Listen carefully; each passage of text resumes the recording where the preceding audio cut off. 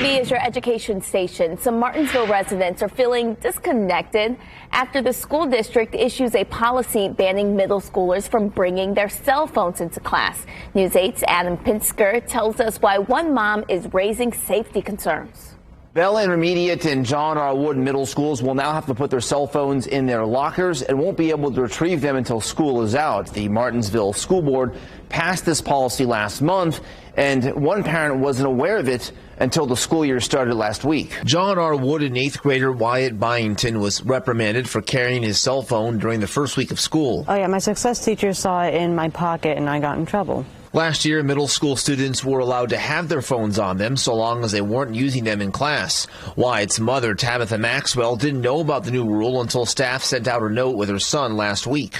After hearing about the school shooting in Uvalde, Texas, where the students were able to update their parents, call 911, update authorities and everyone on where the shooter was, and check in with their peers, I don't understand why you would take that away from a child. Superintendent Eric Boland defended the policy. He said it's been a struggle to keep kids off their phones and focused on learning post-COVID.